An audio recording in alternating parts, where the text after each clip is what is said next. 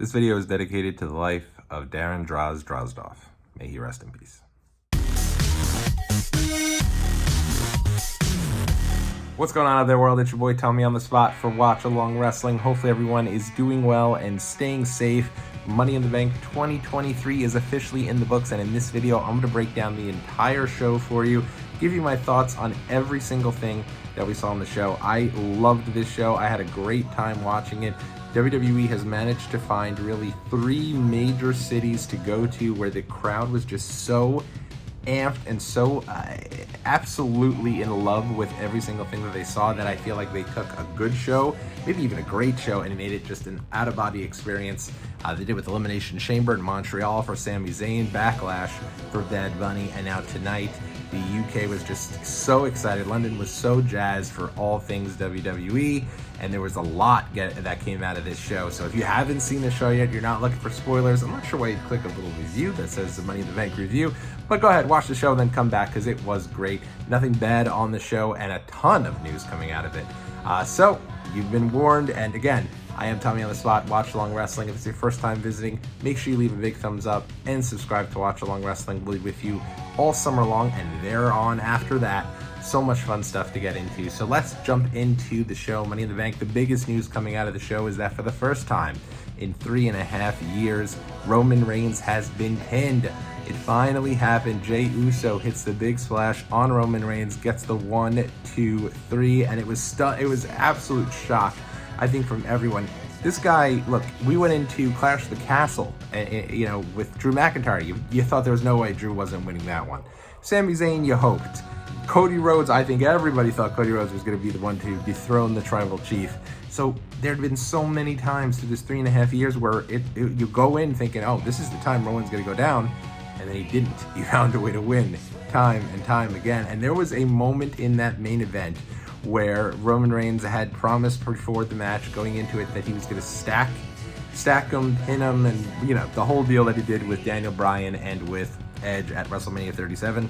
Looked like we were coming full circle, and he had both Usos ready to go, stacked them up. The crowd absolutely thought this was the finish. The crowd, and they're a smart crowd. London is as smart as they come, and again, they were on fire the entire night. Crowd's losing it. They're chanting bullshit. They're so upset because they think this is the end of the match. Roman and Solo are going to reign supreme, and then right at like 2 7/8, boom! Both Usos kick out, and Roman Reigns ends up looking completely stunned. Like, he couldn't believe it. It's like he knew it was the beginning of the end. Solo standing on the sidelines, on the apron, looking completely stunned, which eventually led to the Usos coming back, getting the finish, and so much coming out of this. Now, what does this mean? It's interesting. If you go back and look at this, Jimmy and Jay both look so stunned. It looked like they finally took down the evil empire. They looked like they couldn't believe they got the big win. And Jimmy almost looked like, hey, come on, this is our guy. This is our cousin. Let's go over to him. Let's make sure he's okay.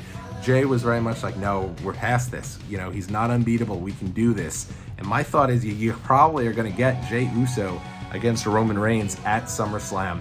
But even going into this was, without question, I feel like this might actually be the match of the year for me, and I was at WrestleMania. I was there for the emotion of Sami Zayn and Kevin Owens against the Usos, there for Rhea Ripley against Charlotte, there for the 3-way, there for Cody and Roman. So many great matches at WrestleMania, but for me, this epic that ended, it was about an hour from the time they started playing the Bloodline Civil War video package until the end of the show, where they told just an incredible story, whether it be the crowd just getting on Roman, and Roman Reigns was so great at this. They were chanting like, stand up if you hate Roman, and the entire crowd starts standing up, hating on Roman, and Roman's getting annoyed, he's getting pissed. Like, Roman's so good because he easily could have just, whatever, screw you, England, but he really bought into this, and he actually got really annoyed that London was just on him so much. So it was really interesting to see, and I really enjoyed this. I got a big kick out of everything related to this match, and the entire thing was just great. Going into it, I feel like part of me was like, Roman's held this belt for so long, and for him to now finally be able to put someone over, and he chooses someone, or it's chosen for him, someone in the bloodline to do it. I wasn't sure I was enamored by it, but now I'm ready for it. I actually think that Jey Uso could be the one to take Roman Reigns down.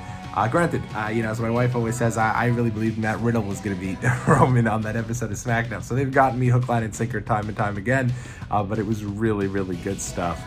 So yeah, go out of your way to check that out. Definitely a match of the year candidate. The emotion, London just losing their mind. And when you have a great crowd, there's nothing better. I mean, you think about some of the best moments in WWE history and wrestling history, it all comes back to the big crowd atmosphere, and they did not let us down here tonight. It was awesome, really strong stuff. And when you build someone up for so long and they finally lose, my daughter is 3 years old. She's never once seen a Roman Reigns loss until tonight. Think about that. That is crazy to me. And here we are. Roman Reigns finally does get a pinfall loss, and now it's starting to look like maybe we're getting to that next chapter. But he hasn't lost the title until he's lost the title. So Roman's still your champion, and I'm ready for SmackDown. It's going to be fun on Friday night. All right, probably the next biggest thing to come out of this before I get to the Money in the Bank winners and everything is we got an unbelievably huge surprise in the return of one John Cena. That's right, John Cena, middle of the show, comes out, his music hits, crowd just erupts. I don't think anybody thought John Cena was coming back. I think, honestly, there was probably a good thought that maybe John Cena's done for a little bit. After WrestleMania, he had the great entrance at Mania, and he looked and then I just don't think the thing with Theory was great. I don't think anything is built after that. Theory has not had a very impressive run after beating John Cena. I mean, he should be out there every week, pounding the pavement that he's been the guy who beat John Cena at WrestleMania like Chris Jericho did when he beat Stone Cold and The Rock in one night to become the first undisputed champion. Instead, he's not even really featured on TV. I probably should just lose the belt at this stage and try to figure out what's next for him. Because I've not felt that Theory has benefited from beating Cena. But Cena comes out tonight, again, out of nowhere, complete shock. I don't think anybody, this wasn't reported, this wasn't rumored, and here he comes out there, and he came out and he gave an unbelievable speech. I mean, you want to talk about a top promo. This guy is just next level. He comes out and, of course, gets the whole thing going, talks with Stu on the sidelines and mentions how, let's go to work. Brand new gear too, why not? Let's cash in on a little John Cena summer gear. Maybe I'll even purchase a little John Cena shirt this year. But he comes out, total G.I. Joe type stuff, really cool new gear, ready to go, looked great. I think he actually looked better than he did here than he did on the road to WrestleMania. And gave this impassioned speech. And this is so Cena. Like, Cena was so great at these types of speeches at the end of every show. If you ever went to a show when John Cena was the top guy in WWE, he'd give you this speech at the end where it's like, you'd boo him, right? You'd do the John Cena sucks. I never did that because I just thought it was silly, but I'd boo him. And I'd get into all that, and a lot of people would boo him, but then he'd give you this speech at the end that was so heartfelt and was really appreciative. And I remember he'd say, like, hey, at the end of a WrestleMania weekend, he'd always be the one to put that bow on things and say, listen, I know you may not love me, but you spent your hard-earned vacation dollars to come and support us, and we just can't thank you enough. And that was kind of this speech, except it was there in London, and it was amazing. I mean, he came out, he talked about how much he really appreciated the crowd in London, talked about how they, there's some fear that maybe they take over the show, make things about them, which was not the case, and I'll get to that in a second. Certainly not the case tonight. I did not, maybe a little bit with the F-bombs here and there, but I did not think that London did that at all this weekend. I was actually very surprised by that. But John Cena was saying, hey, you went ahead and, maybe you make a little noise, maybe you do things about you, but that is what we love. That's the best, is when you're so emotionally invested. And he's totally right. I much prefer a crowd that's going to get up there, hijack a show, and even if they try to make it all about them and they're having fun, I'd rather that than doing beach balls and doing the wave and not showing any sort of respect whatsoever. So John Cena did. He put that over the London crowd and then talked about how it's been long overdue. I think it's 20 years, he said, since the last London pay-per-view, which he's right about, by the way. I went back because I was like, what is he talking about? SummerSlam 1992. But you remember they had those London-only pay-per-views, those UK-only pay-per-views that were 2002, 2003. And Insurrection 2003 was the final one they did in London. So this is the first premium live event in London in 20 years. So great to be, it seemed to be back there. I thought was just awesome. And Cena put them over and basically said, it's long overdue. It's time for London to get a WrestleMania. And the crowd went absolutely nuts. There was, I felt badly almost for the women's Money in the Bank. they came out after him. Crowd was completely wiped at this stage because he just got them so amped and so ready to go. They're giving everything they had. The idea of having a WrestleMania, when he mentioned that, they had a great wide shot. Crowd's doing big time yes chant, and they were just so into this idea of getting a WrestleMania. They want it so bad, and I say, why the heck not? I'd love to go down there. You know, Mr. Wrestling Trip, I try to do them all the time. I'd love to go down there. I'd love to see this show, and I think it'd be a lot of fun to go and watch WrestleMania in this city where everyone's just so amped for everything. I think they did a little bit of a test run this week with the Money in the Bank. There's a lot of the events they had. They had the little Seth Rollins memorabilia truck that they had there, the bus that they had done up there was kind of like your Seth Rollins memorabilia. So I think that was kind of a dry run to see how things would go. And I mean, just rave reviews all around. The UK is so starving for wrestling. They're all excited for All In. They're gonna fit 60,000 people in there at All In Wembley Stadium for AEW. So for WrestleMania, I think they'd just be completely bonkers for it, and I'd be excited for that. That'd be great. London and England is a country in general that I really do want to get to, so that'd be a really fun trip, and I hope it happens. But Cena looked great here. He was awesome, and then this led to Grayson Waller, one of my favorite new acts in all of WWE, coming out there. Waller was on fire. You know, he obviously put down the crowd, talked about how great it would be to have WrestleMania instead in Australia. Aussie. Went back and forth with Cena, and then Cena gave me the pop of the night. If you've not seen the viral TikTok of John Cena out with his friend enjoying, you know, some grub, and a fan runs over to Cena. And I really do think, John Cena always talks about the respect factor, and I will tell you this, that from experience, I had a friend once who went and saw John Cena at a gym, and went over to Cena and he said, hey, when you're finished with your workout, I'd love to get a photo. And he waited around. And John said, okay, yeah, if you wait around here for me to finish, you know, I'll be done in about an hour. I'd love to get a photo with you. But he waited around, and he has the photo of him and John Cena. And he popped the entire group huge. So Cena's always been about that whole respect piece. And I just, I think it's so cool that he was out with a friend. Somebody walked by and said, hey, John, how about we get a You Can't See Me? Not, hey, can I get a photo? Not, can I get an autograph? He wanted Cena to stop what he was doing and go. It's completely ridiculous. And Cena says, say again? And then he says, how about we get a You Can't See Me? And he goes, how about I enjoy some time with my friends? Cena said this, and I will tell you that I'm not sure too many people got it. The crowd in London did not pop big, but the idea that he acknowledged this for the people that did know about it, I think maybe he was just, I mean, clearly it's a viral clip. You've probably seen it out there, but I popped massively. I've been sharing this with virtually everyone I know. So the idea that now this has been tied in and he acknowledged that, I thought was great. But what a fun moment. John Cena, surprise appearance. Obviously he lays out Grayson Waller, sends everyone home happy. I hope John does as many more matches as he'd like to do, because whenever he's there, it's just an incredible, like, everything's just amplified to the next level, and it's awesome to see. And for me, other than obviously the Usos taking out Roman Reigns, this was the highlight of the show. I thought it was great, and my favorite part is that London loved him, and he even mentioned it. He said, you know, you used to chant John Cena sucks at me. This time you're actually singing along to my theme song and bopping around and doing the rap and all that, and it was just great. Really cool moment, and I thought that Cena looked awesome, and you know, good on him and good on WWE to get a surprise appearance of him in London. So now I'm going to break down the show kind of in order here since I've gotten those two things out of the way, but I figure those were the two big highlights for me. But again, not a bad match on the show. The show kicked off with the men's Money in the Bank ladder match, one of the better Money in the Bank ladder matches in a really long time. Everybody brought it here. LA Knight is a star. They have to do whatever it takes to get LA Knight to that level where he should be seen at the same level as Seth Rollins, as Cody Rhodes. He is right there. The crowd absolutely loves him. And WWE, I mean, when this guy came out, and here's the thing, I went into this show thinking the crowd at London was going to love their guys, right? I fully expected that on SmackDown they were going to be all behind Pretty Deadly. I expected at Money in the Bank their guy was going to be Pete Dunne. And I think WWE did too, but it didn't happen at all. Pretty Deadly were booed mercifully, like as if they were any random heel tag team. This was not La Resistance winning the tag titles in Montreal. They booed them out of the building, and we're just so happy to see Sami Zayn and Kevin Owens, and they obviously retained on SmackDown. So my entire little hype video for SmackDown was just it just was not existent. Crowd was just not having any of Pretty Deadly. This wasn't even a split crowd in the slightest. And Pete Dunne, he got a solid reaction, I'd say, but it wasn't on the same level, anywhere near the stratosphere of LA Knight's reaction, and probably not even as big as Shinsuke's reaction. Shinsuke Nakamura had a great reaction to kick things off.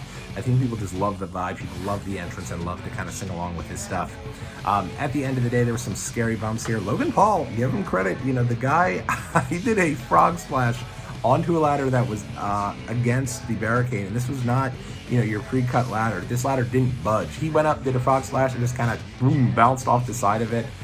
There was a scary-looking Spanish fly. Ricochet caught Logan Paul off. They kind of did a deal where the ladder was falling. They both landed on the top rope, but Logan didn't land where he was supposed to. Clearly, they were both supposed to land, and then Ricochet would grab him for a Spanish fly through the tables on the outside. Logan didn't really land the right way, but Ricochet still went along with the Spanish fly, and it was scary stuff. Logan's, you got to give him credit. The guy's great, and the crowd was chanting, "You still suck," and I was like, I know he doesn't. Let's give him a little respect. He's a massive heel, and he's embracing that, and I think that's great. But the dude is unreal in the ring, just a total natural. And I think because he doesn't have the kind of the history knowledge of what these things are going to hurt, he's willing to do anything. Dude got legitimately sliced around his arm at the end of the match. They showed that, and he went out.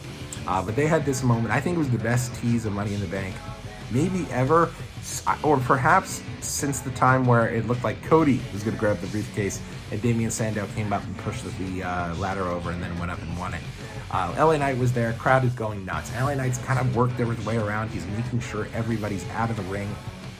And then he climbs up the ladder. And I love this, dude. This match was one of the first ones I've seen in a while where everyone kept going for that briefcase, especially Logan Paul.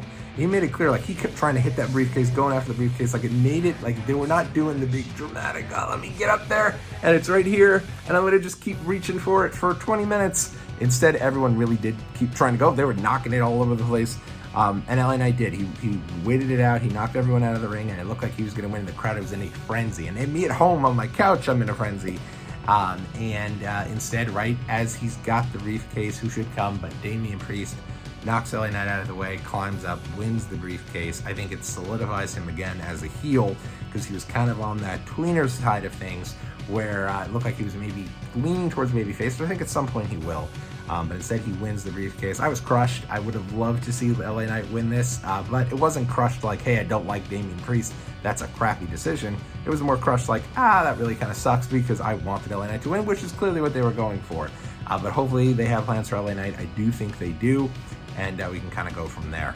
Next up, it was Ronda Rousey and Shayna Baszler defending the tag team championships against Liv Morgan and Raquel Gonzalez. And I'll be perfectly honest with you, when I first heard this match was there, I was like, oh, this is kind of cool. They have the women's tag titles on the pay-per-view. This is the third or fourth team they've now fed to Ronda and Shayna. They're really doing a good job in building up the tag team division with Ronda and Shayna as your dominant tag team champs.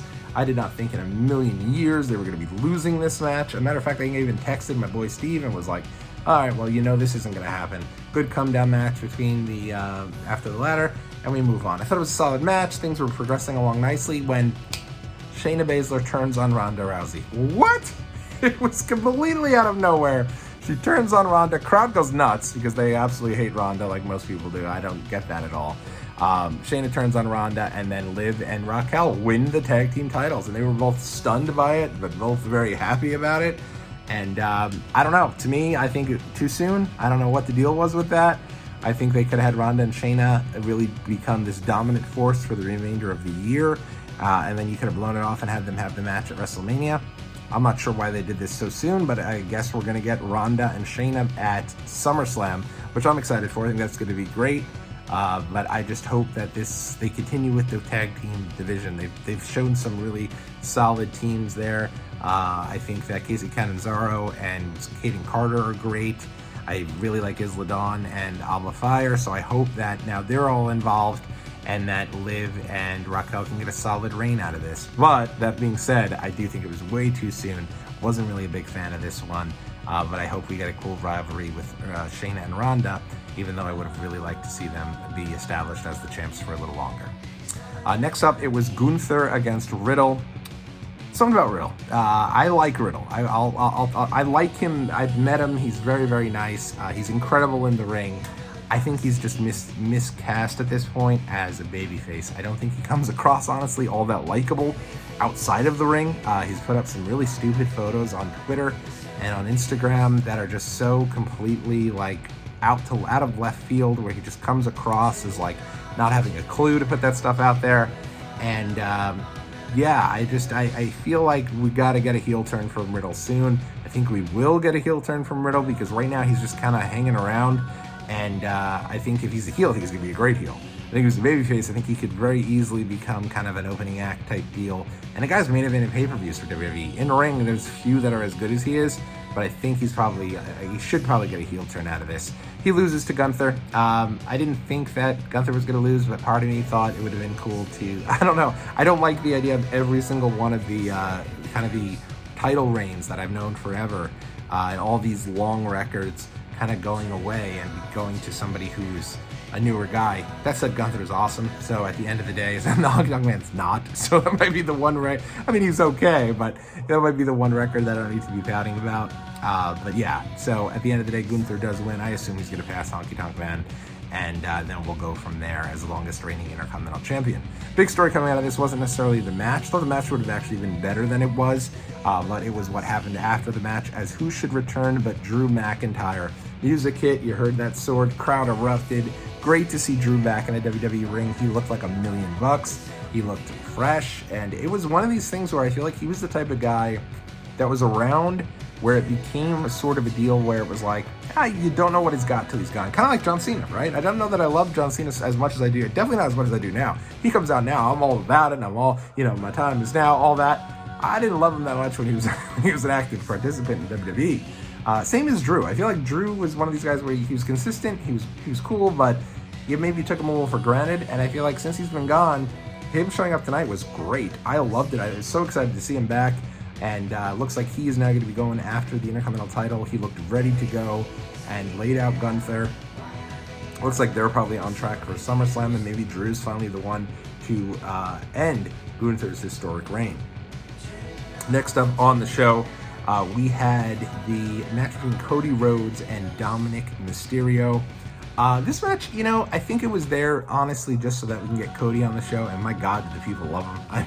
They were so happy. That's why I'm like, this was not a historic. If you thought London was going to go there and boo the babyfaces, not the case at all. They were into every single thing WWE wanted you to be into. They love the stories of WWE right now, and Cody came out and got an absolute hero's welcome. Overwhelming for him. You can see he's just like loving life, the happiest man who's ever lived. Comes out like the biggest star in the company. And he beat Dominic in a solid 10-minute match. Dominic, probably a match a little big for him right now, if I'm being honest. But I thought it was, an okay match, and fine to have, give him something on the show. No Brock Lesnar, if that's what I think people online were thinking. They kind of set that up. I think it's going to come a different day. You got Drew McIntyre and John Cena on this show, so I don't think you needed Brock Lesnar. So have him show up at the end of Raw and confront Cody and have them wrap up their feud at SummerSlam, which I think is where they're going to go with that. But neither here nor there. I thought it was really cool, and good little match for Cody and Dominic. The Judgment Day group continues to be featured pretty heavily on this show. Not only do you have Damian Priest win the Money in the Bank, but then you had Dominic featured here, Finn in the title match. Interesting stuff. They're really getting behind. Obviously, Rhea with the Women's Championship. That is becoming a really dominant faction in WWE, which is really nice to see. Moving right along, they did the Women's Money in the Bank ladder match again. That followed John Cena, so I think the crowd was a little tired after that, because John was out there for a while, had gotten the crowd, gave him everything they had for that possible WrestleMania announcement. But this was a good match. I thought it was really good. I give Trish Stratus credit. I think they said at first she's like 47 years old. She looked like she was taking some of the biggest bumps in the match, and certainly not giving anything less than 110%. I think her return run here has been a really fun breath of fresh air. And the story here of the match is that, Bayley and Io Sky continuing to kind of have some dissension, and maybe Io Sky continuing to be that person to kind of give Bayley everything, while Bayley seems like she's maybe using Io Sky. But the finish of this was so great. You had Becky Lynch and Bayley up on the ladder, and they end up falling. And when they fell, Io Sky went around and grabbed handcuffs and handcuffed them in between the ladder. So they were both stuck. And then while that happened, Io Sky climbed up the ladder and won Money in the Bank. And I thought that was such a cool deal, completely out of my field. I was surprised by both Money in the Bank winners. I went in thinking, I thought maybe Pete Dunne had a shot because of the hometown thing, because again, I didn't think that the Usos were going to win, so I figured you give the crowd something. They would have much preferred LA Knight. And after SmackDown, I thought LA Knight was the way to go with it as well. Instead, you go with Damian Priest. And then here in the Women's Money in the Bank, I for sure thought they were going to go Becky Lynch with it. Instead, you go Io Shirai, and I think that's great. Io is awesome, and hopefully moving forward, she gets an opportunity with that championship, because I think she'd be great, and I think it would be a really fun rivalry between her and Bayley down the road, which eventually I think she does split off from Bayley, and that's the end of Damage Control. But remains to be seen. I thought this was a lot of fun. Really strong stuff from all involved. Last note, they previewed everything coming up this week. The big story for Raw, the only thing announced is Rhea Ripley defending the Raw Women's Championship, or the World Women's Championship, I'm not sure what they're calling it now, against Natalya. Natalya putting her career on the line. So it looks like that's going to be the main event of Raw. And if this is the end for Natalya, it should be the main event of Raw. But a lot going into that. And then they announced that Edge is returning on SmackDown. He's going to be on the Grayson Waller effect. So I'm sure he'll be there to probably start his next feud on the road to SummerSlam. That live from Madison Square Garden. All right, last thing to get into, obviously the world title match, Seth Rollins versus Finn Balor. This was good. I didn't think this was, I think they did such a good job in building this match up that when they got in the ring, I was just really ready for it. Honestly, I thought this match, going in, I really thought they should have closed with this, just because they're trying to establish Seth Rollins' title as the big title. But Bloodline Civil War, I get why they didn't do that. Rollins and Finn Balor, and the story here was that Damian Priest had come down to ringside with the Money in the Bank briefcase to tease that maybe he was going to cash in. Initially looked like he was going to cash in on Rollins, and then Balor looked like he had Rollins beat. He went up for the coup de grace and looked over on the outside. Damian stood up with the briefcase. So again, they're continuing that dissension there in Judgment Day. That distraction led to Rollins being able to go ahead and get Finn Balor, hit him with a curb stomp, and beat him. I would have liked Balor to kick out of one curb stomp. It looks like instead this is probably a one and done for the two of them, if I'm being honest. And I'm interested to see where they go with Seth Rollins at SummerSlam. I have some ideas, but I'll probably put that in the next video. But overall, a really fun night of wrestling. I did go with the traditional route, watching it from 8 to 11:30, and I would have loved to watch it earlier. Just unfortunately, with the 3 p.m. start time here, for me, got stuff going on, and it's one of the main things I hate about Peacock. You can't start the show until they put the replay up, and so you can't just like start in the middle of the show and then go to start like you used to be able to do with WWE Network. One of the great things about WWE Network, they don't have that capability on Peacock. If you jump in, you've missed the first part of the show. I'm more of a completionist. I want to watch everything from start to finish, so I had to wait till the replay. But at least with this show starting at 3 p.m., the replay was ready to go at 8 p.m. But again, WWE knocks it out of the park with the Premium Live event. They haven't missed this year. Every one of their Premium Live events, I think, has been great. Some of them have been all-time shows. So when they have a show out there, I think my wife even said when I told her the card and I was telling her the matches, she was like, damn, all of these matches are freaking good. And they do a good job with these Premium Live events. They really have done a great job in building them up as huge shows, and also doing a good job building up the SmackDown prior with the folks that aren't on that show. Asuka and Charlotte had a good match with Bianca getting involved. And then I mentioned Sami and Kevin earlier. So if you're going there, you get everyone, but it's just not going to be on the one show, because I think Triple H has done a good job in making it 3.5 hours, so that you aren't completely cooked and you're actually looking forward to the next show. I can't wait till Raw on Monday. I really am interested to see now what they do in this 5-week build to SummerSlam. Anyway, let me know what you thought about the Money in the Bank show, and I'll be right back with you here on Watch Along Wrestling soon enough. Till then, take care, everybody.